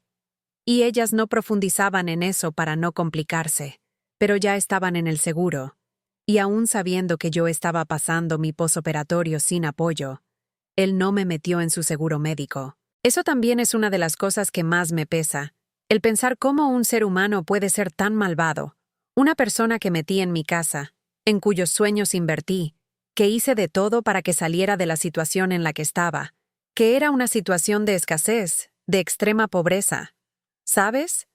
Y yo quería mucho que su vida se transformara. Y aposté por él, invertí en él, y él me vio con problemas de salud, y no fue capaz de meterme en su seguro médico. Música. Mi madre vio aquello, y yo no lo sabía, pero se le encendió una señal de alerta muy grande, muy grande. Y ella empezó a quedarse muy pensativa con eso. Por la noche, me dijo que solo podría llamarme por la noche. Siempre era así. Muy tarde. Desaparecía. Mientras las otras esposas podían cenar con sus maridos, él ni siquiera podía hacer una llamada. Por la noche, yo estaba en la puerta de la casa de su abuela, arreglada para el cumpleaños. Él me llamó y empezó a decirme cosas sin sentido. ¿Es que me amenazaste con que si te estaba engañando? ¿Cómo voy a estar con una persona que me amenaza? Le dije, no, no te amenacé. Te dije que no estaría contigo si me estuvieras engañando, porque todo su miedo era que yo lo perjudicara allí dentro, ¿no? Su hiperfoco era que lo perjudicara. Le dije, no, no te amenacé. Al contrario, dije que no estaría contigo si me hacías eso. Ah, no. Pero ¿cómo voy a estar con una persona que me hace eso y tal? Le dije, ¿pero por qué te preocupa? Ya que dices que no me estás engañando. Y la conversación empezó a ser un sinsentido. En eso tuve una crisis de ansiedad tan fuerte, algo que nunca me había pasado en la vida. Empecé a tener una crisis de ansiedad, a temblar, a tener espasmos, porque dije, Dios mío, ahora entiendo todo lo que está pasando, ahora lo entiendo todo. De verdad hay algo muy grave aquí. O me está engañando, o se arrepintió de casarse. Y vi que se había burlado de mis sueños, ¿sabes? Se burló de mi familia. Y en ese momento sentí tanta vergüenza. Es hasta ridículo decirlo, porque no debemos sentir vergüenza por algo que el otro nos hizo, cuando dimos lo mejor de nosotros. Pero en ese momento la sensación de vergüenza era gigantesca. Pensaba, ¿cómo voy a explicarle a mi familia que acabo de casarme y que me está pasando todo esto? Y yo temblaba, lloraba. Tenía una crisis de ansiedad terrible, me temblaba todo el cuerpo. Él me dijo, mira, ven aquí para que hablemos. Esto era el domingo. Me dijo, ven aquí para que hablemos el martes en persona. Y yo le decía a todo el mundo, ya no quiero estar con él. Empecé a sentir un pavor terrible, como si fuera una persona mala que me estaba haciendo daño. Pero todo el mundo a mi alrededor empezó a decir, no, Sara, de verdad debe tener problemas muy graves allí dentro. Vamos a tener paciencia con él. Te va a llamar y te va a pedir perdón por toda esta situación. Y yo estaba, ¿sabes? Debatiéndome entre pensar que estaba siendo malvado conmigo y pensar que tenía problemas psicológicos. Y él sabía que yo tenía mucha empatía por quienes tienen problemas psicológicos, porque yo había tenido depresión, y usaba mucho eso, ¿sabes? Y de acuerdo. Esperé esos días, pero sentía, ¿sabes?, que algo muy grave iba a pasar. Todo mi cuerpo me lo decía. Invité a algunas amigas a ir al club conmigo. Estábamos nadando, tuvimos un día maravilloso. Miré a una de esas amigas y le dije, mira, te voy a decir algo. No sé si vas a pensar que estoy loca. Y ella dijo, dime. Le dije, creo que él y yo vamos a separarnos. Ella, amiga, no, eso no va a pasar. ¿Está tan enamorado? Porque todas las personas a mi alrededor lo veían como un hombre extremadamente enamorado y dedicado a la relación. Ella dijo, no, no puedo verlo de la forma en que me lo dices. Le dije, mira, tengo la impresión, una premonición de que esto va a pasar, pero también sé que todo va a salir bien, porque viví sin él 26 años de mi vida, y por más que duela mucho, me voy a levantar. ¿Confías en mí? Y ella empezó a decirme, amiga, claro que confío, sé lo fuerte que eres. Y yo empecé a llorar. Le dije, mira, te estoy diciendo esto para mí, para escucharlo, que me voy a recuperar, y sobre todo por mi hijo, me voy a recuperar. Y tuvimos un día maravilloso, jugamos como niñas. ¿Sabes? Parecía que estaba volviendo a mi esencia. porque llevaba 2 meses sin poder ser feliz. Al día siguiente, me arreglé para encontrarme con él, y recibí un mensaje suyo. Voy a leer el mensaje. Habíamos quedado para vernos en persona, y me envió: Buenos días. Puede que vengas y la hora de comer sea muy reducida. No quería que viniera, pero es un riesgo. Debo poder comer al mediodía. Lamentablemente, no tengo buenas noticias. Así, con la mayor naturalidad, yo respondí: ¿Esa es la mala noticia? No entiendo. Pensando que solo era que saldría tarde. Él respondió: No, sobre nosotros. Inmediatamente lo llamé. Le dije: ¿De qué me estás hablando? Porque si es por eso, ni siquiera necesito ir allí. Y me respondió con una frialdad que creo que nunca había presenciado en mi vida. Una persona tan fría. Y yo lo consideraba el hombre más romántico del mundo, el más cariñoso, el más empático. Y fue extremadamente frío en ese momento. Me respondió: Mira, creo que es mejor que nos separemos.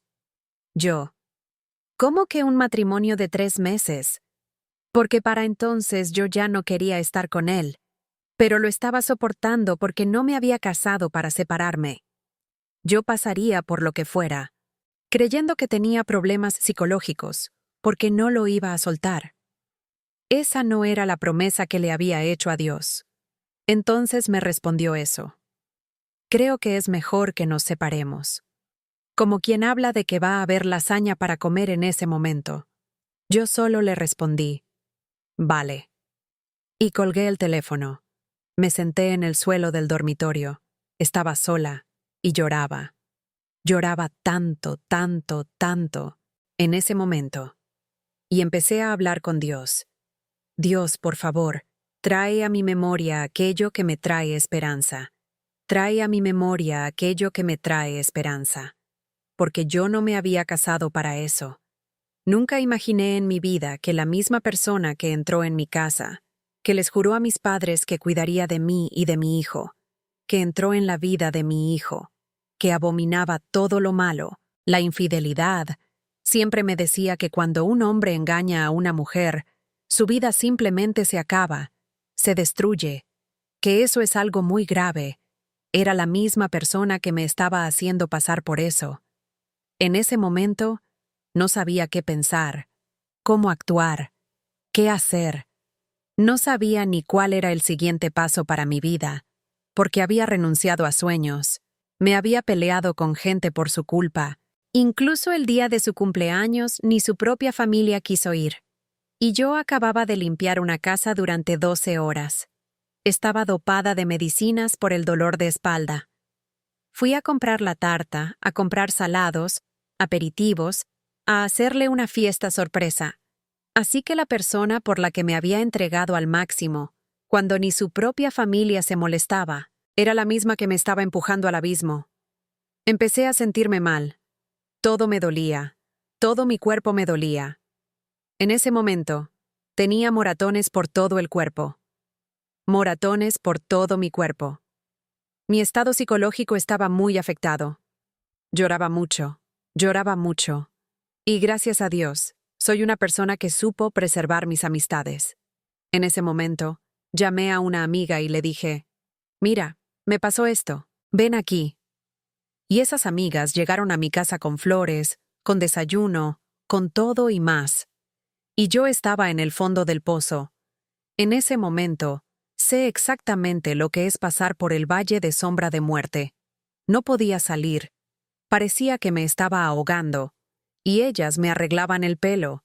Una me hacía las uñas, la otra me arreglaba el pelo, la otra me daba masajes en la espalda. Y yo, extremadamente dopada de medicinas, porque pensaba, si me quedo cuerda, tal vez haga cosas que no quiero hacer. Y yo, dopada de medicinas, lloraba, lloraba. Llamé a mi hermana que vive en Portugal. Él ya me había estado animando mucho a venir a Portugal. Incluso me decía que me pagaba el billete, que podía comprarlo con la tarjeta, que él me lo pagaría. Hoy veo esto como una forma de deshacerse de mí en ese momento y quizás llevarla a mi casa. Yo ya había quedado en venir a Portugal. Y le dije a mi hermana, mira, pasó esto. Quiero mucho ir para allá. Mi hermana me dijo al instante, ven, solo ven. Mi madre me miró en ese momento. Yo lloraba compulsivamente.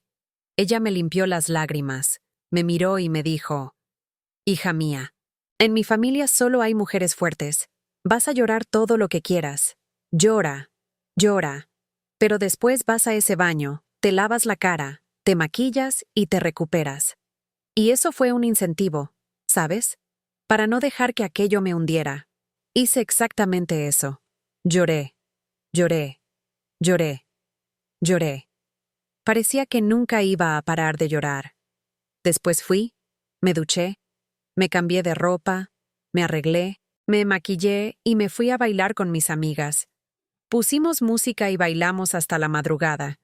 Y era así, un llanto y una risa. Y yo no sabía qué esperar de mi mañana. Sin embargo, me pasó lo más extraño. Después de 2 meses, fue la primera noche que pude dormir de verdad. Dormí. Creo que él estaba siendo un peso muerto tan grande en mi vida que en ese momento me sentí libre de algo malo. ¿Sabes? Sentí que estaba libre de algo que me estaba matando, que me iba a matar. En algún momento, me iba a matar, psicológicamente me iba a matar. Y empecé a ver aquello como una liberación. En ningún momento quise hablar con él sobre nuestra relación. En ningún momento quise estar con él. Me llamó para tener una última conversación en persona. No quise. Al día siguiente, ya tomaba mi vuelo. Mis amigas me ayudaron a hacer las maletas. Metí mi vida y la de mi hijo en 2 maletas de 15 kilos. En ese momento, estaba dejando toda mi vida atrás, toda mi vida en España, porque sentía que necesitaba empezar de nuevo, porque lo que él me hizo había sido tan grave, que si seguía allí, si seguía en esa casa donde pasé tantas noches llorando, tantas noches en vela, nunca me recuperaría. Si seguía en ese lugar, nunca me recuperaría. Y en ese momento decidí dejarlo todo atrás. Y dolió mucho, ¿sabes? Dolió mucho. Sentí que necesitaba dejar parte de mi familia, parte de mi historia, ¿sabes?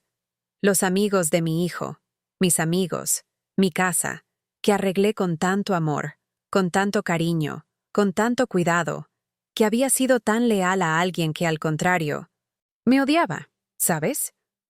Y la sensación que tenía en ese momento es que todo lo que vivía era una farsa, que me odiaba, porque no se puede amar a una persona y hacer las cosas que él hizo. No se puede. Música. Así que, en ese momento, estábamos organizando las maletas. Y todo el mundo llorando, ¿sabes? Todo el mundo llorando porque era algo sencillamente increíble, algo que pensamos que nunca pasaría, que mis amigas estaban completamente incrédulas, porque fueron las personas que más me apoyaron y dijeron que él realmente parecía amarme mucho, cuidarme mucho. Así que era como si todos estuvieran sintiendo una parte de culpa, ¿sabes? Por haberlo apoyado en ese momento. Mi madre se sentía culpable, todo el mundo. Y me puse en contacto con su familia. De hecho, un poco antes de que esto sucediera, un día antes de tomar el vuelo, empecé a recibir innumerables llamadas de personas diciéndome que me estaba engañando allí dentro, y que eso ya era un tema conocido. Y me sentí tan tonta en ese momento, tan tonta por haber confiado en él, por haber creído. Y todas las personas me decían el mismo nombre. El mismo nombre. Me pasaron el contacto de esa chica y yo la llamé, y ella ni siquiera me respondió. Vio mi mensaje y no me respondió. Luego la llamé de nuevo al día siguiente y le dije, mira, no quiero pelear contigo, pero quiero contarte quién es esta persona. Le envié todos sus audios, de que estaba con ella y conmigo al mismo tiempo, y él diciéndome que me amaba, que era el amor de su vida, que lo nuestro era para siempre, innumerables cosas. Le dije, mira, ¿crees que una persona así es normal? Porque no lo es. Todo lo que hace es porque es una persona insegura, sabe que necesita crear un personaje para atraer a alguien, porque el ser humano, que es en realidad no atraería a nadie, está vacío. Es una persona completamente vacía. Y creo que no lo extrañé en ningún momento. Creo que por el hecho de haber descubierto al final que me había relacionado con un personaje, él no era la persona que decía ser para mí. No lo era. Al final vi que no me interesaba, que jamás me enamoraría de su versión original. Me enamoré mucho de la imagen que creó para mí. Era ese hombre que él había creado para mí. No era él, no fue él en ningún momento. Y luego hablamos. Y su respuesta fue ridícula. Ridícula. Simplemente me dijo que no quería interponernos por culpa de cotilleos, que el curso era muy absorbente. Todas las palabras que usaba eran palabras de su vocabulario diario conmigo. Él siempre me dijo: amor, el curso rompe matrimonios, pero el nuestro no, porque soy un hombre diferente. Voy a cuidarte. Al contrario, cuando entre, seré mejor. Y ella me envió un texto con las mismas palabras que él usaba. El curso es muy absorbente. El curso rompe matrimonios, pero te deseo que seas muy feliz de todo corazón. Así, sin ninguna negación sobre la infidelidad. Y ella estaba prometida. Es una mujer prometida en su ciudad, con 8 años de relación. Así que fue increíble. Increíble para mí, que aquello me estuviera pasando a mí. Y la frialdad de los dos fue peor que lo que realmente sucedió, porque él simplemente me dio la espalda y se fue, como hizo con las otras. Hoy sé las historias que, en la versión de él y su familia, eran completamente diferentes de lo que sé hoy, ¿no? De boca de las ex. Incluso una de sus exnovias. Exnovias no. Exesposa. Estaba casado con una persona y se fue a otro país, a Francia, según él, para desconectar porque estaban pasando por un mal momento. Y volvió de allí saliendo con otra persona. La historia me la contaron totalmente diferente. Que estaban separados, que se casó porque en ese momento ella y su familia lo habían presionado mucho, que los dos terminaron bien, que la separación fue muy tranquila, pero no fue así, fue todo completamente diferente. Y su familia me hablaba mucho de su última exnovia, que tenía varios problemas psicológicos y tal.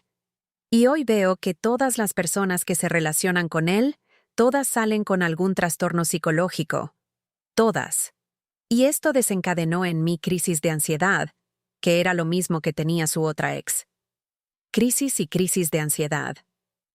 La otra tuvo depresión. Luchó contra la depresión durante casi 2 años. Hoy, gracias a Dios, son personas que viven bien. Deseo mucho su felicidad. Yo tenía una pésima impresión sobre ellas, según lo que me decían, ¿no? Su familia y él. Hoy veo que son buenas personas, que también fueron víctimas de él.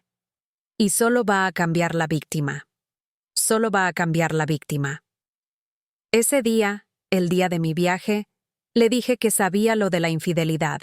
Envié un mensaje en el grupo despidiéndome de las chicas. Ese mensaje incluso se hizo muy famoso entre la policía de allí. Se hizo muy famoso. Lo envié despidiéndome, contando lo que me había pasado, diciendo que ayudé a una persona que no merecía ser ayudada. Y simplemente hice mi maleta. Mis amigas me llevaron al aeropuerto. Lloramos mucho, mucho, mucho. Y tuve que tomar medicinas para poder estar mínimamente controlada.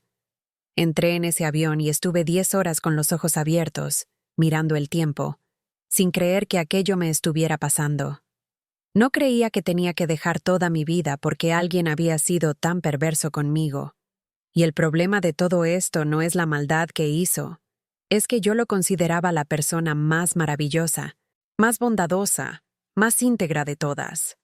Así que ver esa nueva versión suya, para mí, era algo extremadamente perturbador. Miraba aquello y realmente cuestionaba mi salud mental, porque decía, no puede ser, él era así. ¿Qué está pasando? ¿Estaré yo equivocada? Y empezaba a buscar el error en mí, y de repente empezaba a verme fea, a sentirme menos, ¿sabes? En ese momento, cuando llegué aquí, a Portugal, llegué con mi vida destrozada, sintiéndome extremadamente deprimida. No sabía qué sería de mí en ese momento. Trabajo con estética. No sabía si este sería un buen lugar para empezar de nuevo, pero gracias a Dios tuve el apoyo de mi familia. Y hay una frase que dice, no puedes destruir a alguien que tiene familia. Y es exactamente eso. En ese momento fui tan abrazada por mi familia, por mi hermana, por mi hermano, por mi sobrino, por mi hijo, ¿sabes? Mi hijo me hacía cartas. Mamá, ponte bien, todo va a salir bien. Y me duele mucho que haya creado un trauma con la policía. Su sueño era ser policía. Y hoy dice, no quiero porque mira lo que hizo. Y yo intento, ¿sabes? Quitarle eso de la cabeza, pero es algo que me duele. Y aquí, la primera semana, empecé a mirarme al espejo y a decirme, no, el problema no está en ti. El problema está en él. Y empecé a centrarme en otras cosas. Fui al gimnasio. Me dolía mucho todavía. Lloraba bastante. Pasaba horas llorando. Y empecé a ir al gimnasio. Empecé a salir con mi sobrino, con mi hermano. Me presentaron gente. Hice amistades. Salía con mi hermana. Aunque no quería ir, no quería salir de casa. Mi deseo era simplemente meterme bajo la manta. Hubo días que pasé 10 horas seguidas con la manta metida en la cabeza, llorando, llorando, llorando, y todo el mundo intentaba sacarme de allí. Yo no quería, pero iba obligada. Así que empecé a coger la bicicleta y a pasear por el barrio. Empecé a buscar trabajo, a hacer colaboraciones con clínicas, iba a restaurantes, salía, iba a correr, iba al gimnasio, y conseguí resignificar lo que me había pasado. ¿Sabes? Tenía dos opciones, o dejar que aquello me matara, o resignificar todo lo que me estaba pasando para ser hoy una persona mucho más feliz. Y fue la elección que hice. Pensé, yo fui su víctima, pero no soy eternamente su víctima. Así que voy a usar esto para ayudar a otras personas. Voy a usar esto para convertirme en alguien más grande de lo que era. Una persona más fuerte, a saber lidiar de forma diferente la próxima vez con alguien que intente acercarse a mí. En ese momento, no vi muchas cosas que hoy vería, sobre todo porque solo había tenido una relación en mi vida. Hoy él sería una persona que ni se me acercaría, ni conseguiría acercarse. ¿Sabes ese furor del primer momento? Se obsesionó conmigo, con mi forma de ser, con mi voz, con todo. ¿Sabes? Hoy veo que eso era gaslighting, ¿sabes? Me estaba llenando de amor en ese momento, dándome ese love bombing. Y hoy puedo verlo, pero estaba tan ciega. Estaba tan enamorada en ese momento, que solo me dejé llevar. Solo me dejé llevar por él. Y él se jactaba mucho de haber tenido varias relaciones. Esto ya al final, cuando nos estábamos separando. Y él siempre decía, ¿será que el problema está en mí? Porque todas las mujeres con las que estuve, fui yo quien terminó. Y le dejé muy claro que sí, que el problema estaba en él, que haber terminado con esas mujeres no lo convierte en una buena persona. Al contrario, a todas ellas les hizo daño, creó una versión para ellas, y cuando ya estaban involucradas, simplemente terminó con ellas como quien vende una moto. No tiene sentimientos. Estoy segura de que no me amó a mí. No amó a ninguna de las que vinieron antes que yo, y tampoco ama a esta, ni a las próximas amará. Simplemente necesita a alguien para chupar su energía. Necesita a alguien que lo favorezca en ese momento con algo, ya sea estatus, dinero, poder, algo. La persona tiene que servirle. Y cuando esa persona ya está extremadamente involucrada, simplemente va a la fase de descarte. Descarta a esa persona como si no fuera nada. Música. A diferencia de las otras que estuvieron mal durante mucho tiempo, yo pude levantarme. Y precisamente por eso quise contar mi historia, porque quiero mucho que las mujeres sepan que tenemos una fuerza que tal vez no conocemos, hasta que nuestra única opción es mostrar esa fuerza. Y eso era lo que tenía. No tuve opción. Tengo un hijo de 7 años. Ni siquiera tuve la opción de sufrir, porque veía a un niño de 7 años mirándome, y viendo las lágrimas caer por mis ojos. Y pensé, no puedo dejar que una persona me destruya cuando lucho desde que nací por ser una persona feliz. Y desde que nació mi hijo, lucho para que tenga estabilidad emocional, para que tenga un hogar de verdad. No podía hacer eso conmigo, ni con él. No podía hacer eso con mi familia. Así que no le di ese poder de destruirme. No se lo di. Mi vida no estaba en sus manos.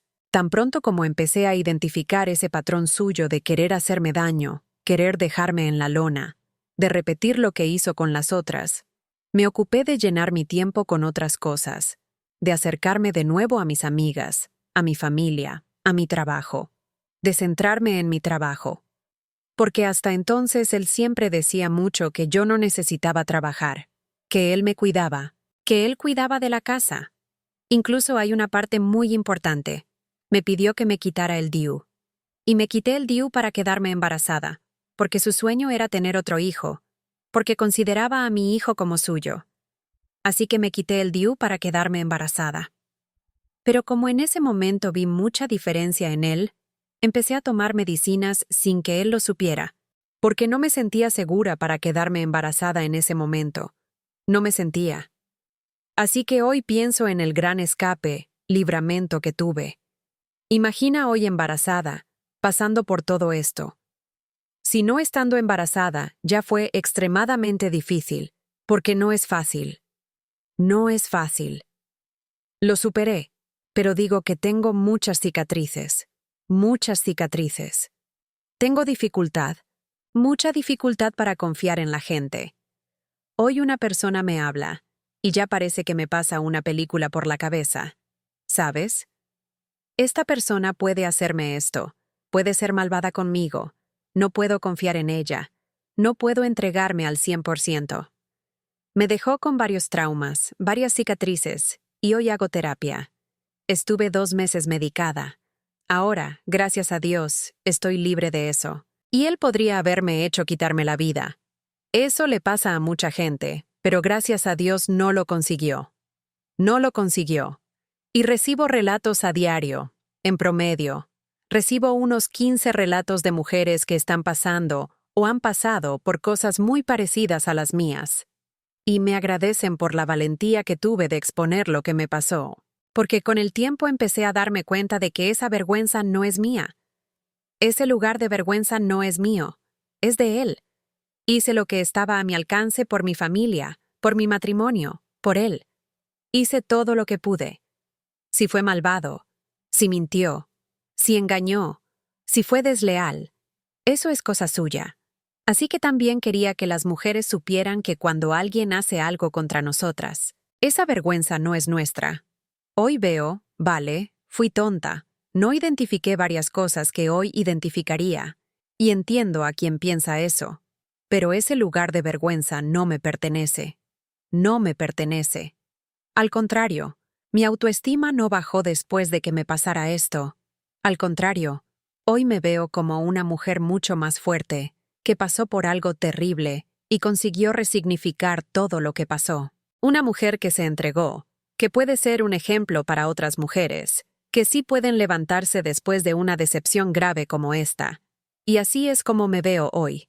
De hecho, me valoro mucho más después de que me pasó esto.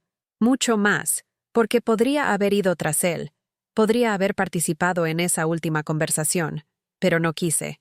Fui lo suficientemente fuerte, y él sabía tanto de esto que prefirió terminar antes de que yo lo supiera, porque sabía que no lo iba a aceptar. Sabía eso. Tenía esa conciencia. Así que nunca quise estar con él.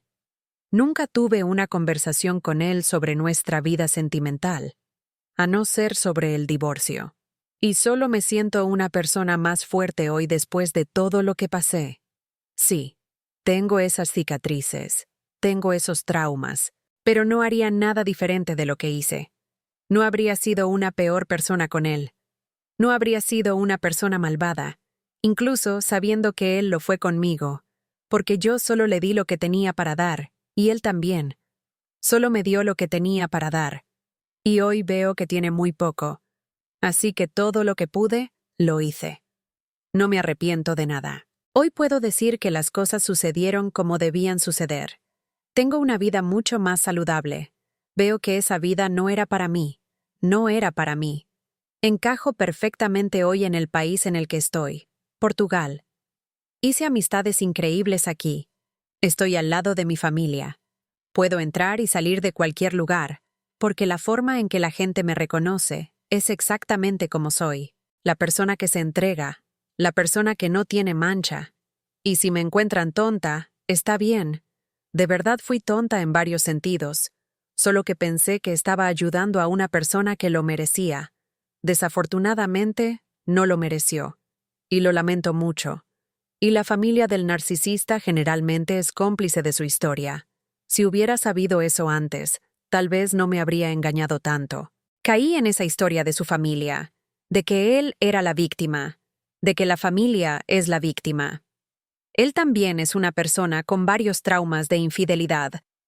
Así que solo repite lo que vio a sus padres hacer el uno al otro toda su vida. Entiendo también que no es una mala persona, pero actuó así conmigo y no merece una segunda oportunidad. Y ya está.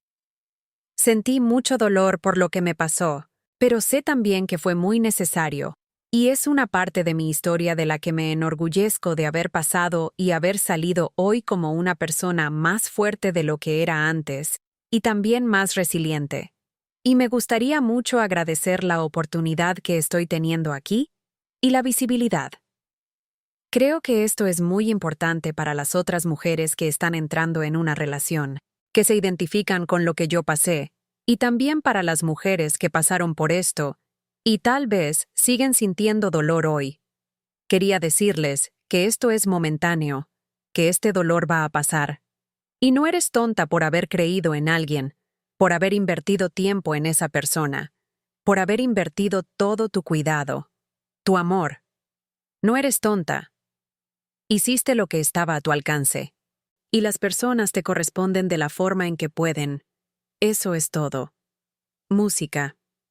Y bien, ¿qué te pareció la historia de Sara? Y sobre todo, qué fuerte y guapa es esta mujer, ¿verdad? Comparte este vídeo con todos tus seres queridos para abrir los ojos de la gente y comenta lo que te pareció, recordando que nuestro canal es un lugar de acogida y unión. Así que pido amablemente que seáis empáticas y cariñosas al comentar. Y para contar tu historia en nuestro canal, solo tienes que rellenar el formulario que está en la descripción del vídeo. La próxima historia es la de Elan, que como tantas de nosotras, aguantó varias infidelidades porque creía que el matrimonio tenía que ser para siempre. Es imperdible, y tienes que suscribirte al canal ahora para no perdértela y activar la campanita. Necesito ir a urgencias. Estoy teniendo una hemorragia. Cuando dije eso, él me dio un grito tan fuerte. Estaba en la cocina. Desde la cocina, gritó.